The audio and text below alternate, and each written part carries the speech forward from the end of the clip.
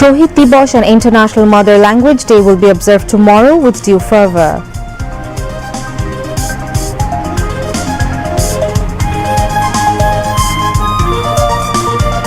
Three-tier security measures have been taken to ensure security at the Central Shohid Minar marking Shohid Dibosh and International Mother Language Day.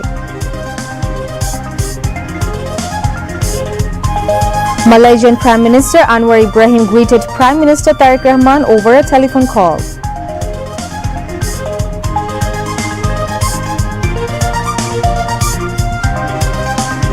Finance and Planning Minister Amir Khosru Mahmood Chaudhry gives directives to curb price hikes due to delayed loading and unloading at Chattogram Port.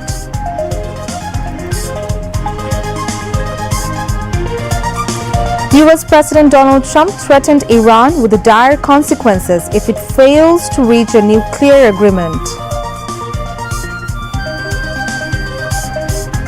And Bangladesh reached the final of the Women's Asia Cup, Rising Star beating Pakistan by 54 runs in the semi-final. Assalamu alaikum. I'm Tassima Tassim, welcoming you to News at 10 on BTV News. You've just heard the headlines, now moving on to the details. The Martyrs' Day and the International Mother Language Day will be observed tomorrow, marking the 74th years of the language movement. People from all walks of life will pay glowing tributes to the memories of language movement martyrs, the valiant sons of the soil who made supreme sacrifices to establish the rights of the mother tongue Bangla in 1952. The Ekushe program will begin placing wreaths at the Central Shohid Minar in the capital at 1 minute past 12 at dead of night. People wearing black badges will pay rich tribute at the graves of the language heroes by placing wreaths. The day will also be observed around the world as the UNESCO recognized the February 21st as the International Mother Language Day on November 17, 1999. On February 21st, in 1952, Salam, Rafiq, Shofiq, Jabbar and Barkot embraced martyrdom in police firing in front of the Dhaka Medical College and Hospital DMCH as they took to the street to intensify the campaign to establish Bangla as the state language of the then Pakistan, sowing the seeds of subsequent movements for the country's independence. The movement for Bangla, however, did not stop, and Pakistan government on February 29, 1956 was compelled to recognize Bangla as one of the state languages apart from Urdu. The day is a public holiday. National flags will be kept half-mast in a proper manner, having accurate size at all the government, semi-government, autonomous and private organizations and educational institutions. To mark the day with due solemnity and respect, the Ministry of Cultural Affairs has undertaken extensive programs across the country.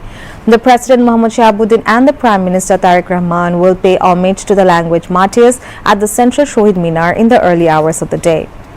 After the tribute, distinguished personalities, foreign diplomats stationed in Dhaka, representatives of ministries, departments, organizations associated with Ekushe celebrations and political leaders will lay wreaths. All government and private television channels, Bangladesh Betar and community radio stations will air special Ekushe programs throughout the day. Various streets, islands and important points in Dhaka has been decorated with festoons featuring alphabets of all ethnic communities of the country, including Bangla. Special prayers will be offered at mosques, temples, churches and other places of worship across the country for the eternal peace of the souls of the language martyrs. Meanwhile, Prime Minister Tariq Rahman has called upon all concerned to work collectively to uphold and protect the dignity of languages worldwide, extending his heartfelt greeting and warm felicitations to all people and linguistic communities across the world, including the speaker of the mother tongue Bangla. On the day, he paid profound tribute to the martyrs of the language movement of 1952. On 21 February, the Martyrs' Day and the International Mother Language Day will be observed tomorrow. This year marks the 74th anniversary of the glorious history of the language movement. All preparations have already been completed to observe the day with due dignity in the capital Dhaka and across the country. As in previous years, special security measures have been taken at the Central Shohid Minar and surrounding areas to mark International Mother Language Day. This morning, Dhaka Metropolitan Police DMP Commissioner Sajjad Ali and Rapid Action Battalion RAB Director General AKM Shohidur Rahman visited Shohid Minar area to inspect the overall security situation. At a press conference held this morning, DMP Commissioner Sajjad Ali said there is no security threat in the Shohid Minar area. All necessary measures have been taken to ensure smooth movement for the general public. RAB Director General AKM Shohidur Rahman stated at the press conference that no one will be allowed to create disorder by blocking roads in the name of pressing demands.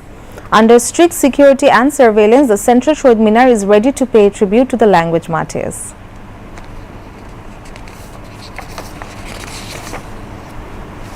Authorities have undertaken extensive cleanliness and renovation drives to prepare Central Shohid Minar for wreath-laying ceremonies marking Great Shohid Dibosh and International Mother Language Day. Officials from the Public Works Department and Dhaka University said cleaning and renovation work has been completed. Vehicular movement in front of the Shohid Minar and adjoining areas has been restricted, and all pillars of the monument have been repainted in black and white. Faculty members and students of the University Faculty of Fine Arts have painted surrounding roads, while members of the faculty have created artworks along with key avenues across the campus.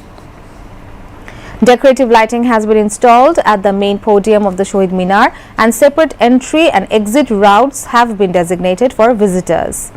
Culture organizations are preparing for the traditional early morning procession known as Probhat Feri.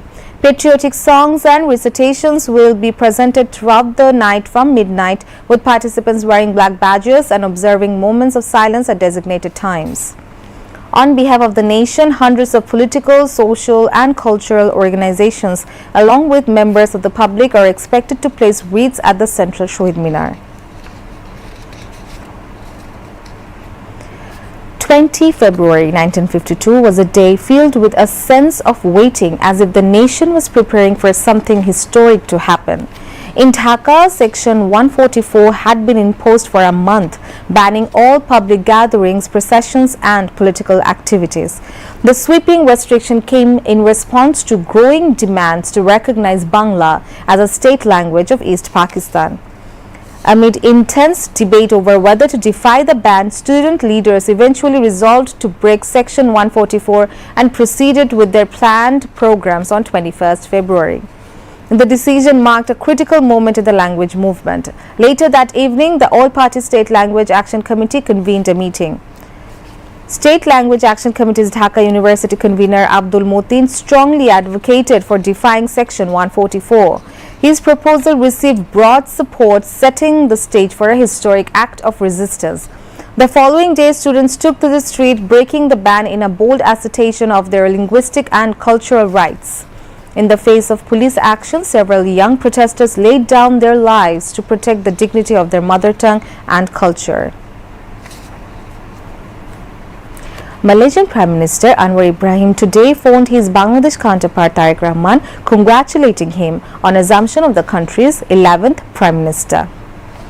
Prime Minister's Press Secretary Saleh Shibli said Malaysian Prime Minister Anwar Ibrahim talked to the Prime Minister Tariq Rahman over the phone around 3 in the afternoon today, congratulating him and his party BNP on landslide victory in the 13th parliamentary elections. He said during the conversation, both leaders exchanged greetings and stressed strengthening bilateral relations between the two friendly nations. They also discussed exporting manpower from Bangladesh, the press secretary added. The government has held an inter-ministerial meeting to finalize an action plan to introduce the family card program before the upcoming Eid, in line with its election pledge. The meeting was chaired by Prime Minister Tariq Rahman. After the meeting, it was announced that a 15-member cabinet committee has been formed to implement the family card program. The committee includes 2 ministers, 2 state ministers and representatives from the relevant ministries. The committee will formulate an effective design for the family card, finalize the criteria for selecting beneficiaries and create an integrated database. Plans are also in place to develop a digital MIS under the National ID System and the National Household Database. At the initial stage, the government aims to launch a pilot project in one Upazila in each of the country's 8 divisions. The government has stated that in the first phase, marginal and low-income families, especially ultra-poor women, will get priority.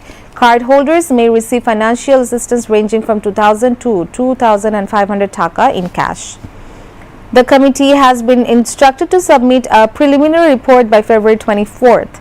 The government says the initiative to introduce the family card aims to make social protection programs more coordinated and targeted. The Department of Fisheries and Livestock has launched a month-long initiative to sell milk, eggs, beef and dressed broiler chicken at subsidized prices, marking the holy month of Ramadan. The sales program will continue until the 28th of Ramadan at 25 designated spots across the capital as well as district and upazila levels nationwide. Authorities said monitoring teams have been deployed to oversee the distribution process and preventing irregularities.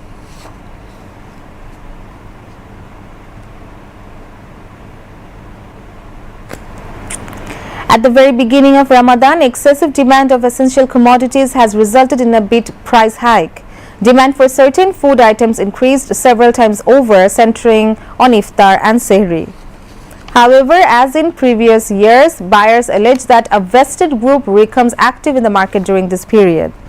Sellers, on the other hand, say prices are being set depending on supply. Prices of some products have increased while others remain stable.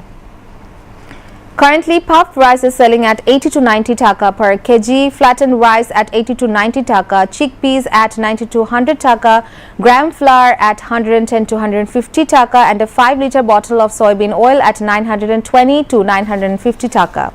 A visit to the vegetable market shows that cabbage is being sold at 25 to 30 taka, cauliflower at 30 to 40 taka, hyacinth beans at 40 to 50 taka, carrots at 40 to 50 taka, and tomatoes at 50 to 80 taka per kg. However, green chilies are being sold at 160 to 200 taka, eggplant at 120 to 140 taka, and cucumber at 120 to 130 taka per kg. In the chicken market, Shonali chicken is sold at 320 to 340 taka per kg, broiler at 190 taka, layer at 290 taka, and local deshi chicken at 700 taka. Beef is priced at 760 to 780 taka per kg, while mutton is selling at 1,250 taka. In the fish market, Pangash is selling at 150 to 160 taka per kg, Tilapia at 120 to 160 taka, Rui at 300 to 350 taka, Shing at 350 to 400 taka, Small Hilsa at 400 to 450 taka, and Shrimp at 750 to 800 taka. Dates, an essential item for iftar, are also in high demand. Currently, the buzz dates are priced at 500 to 600 taka per kg, shukari at 700 to 750 taka, ajwa at 1,100 to 1,200 taka, and morium at 1,000 to 1,300 taka. Among fruits, oranges and maltas are selling at 350 to 360 taka, pears at 420 to 440 taka, pomegranates at 600 to 620 taka, and green apples at 400 to 420 taka per kg. While demand for nutritious food items increases during Ramadan, prices of products also rise. Consumers are calling for stronger government monitoring to ensure essential goods are available at fair prices and prevent any artificial shortages. Nutritionists have warned that the widespread consumption of oily and sugary foods during iftar and sehri in Ramadan poses serious health risk. They said that many of the items commonly prepared for iftar, including deep-fried snacks and syrup-soaked sweets, contain excessive amounts of oil, sugar, and refined carbohydrates, which can increase the risk of heart disease, diabetes, and digestive complications over time. After fasting all day, consuming heavy and fried foods at iftar can lead to dehydration, acidity, bloating, and extreme fatigue. Health experts warn that sudden intake of large portions of high-calorie food may also cause spikes in blood sugar and blood pressure, particularly among elderly people and those who are pre-existing conditions. Medical professionals advise fasting individuals to break their fast with water and natural sources of sugar such as dates and fruits, followed by balanced meals that include vegetables, whole grains, and lean protein.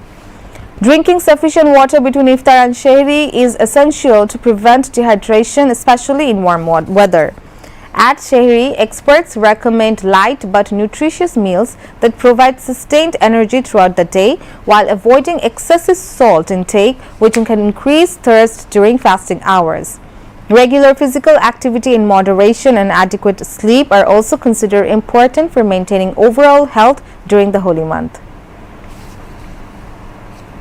Now moving on to international news.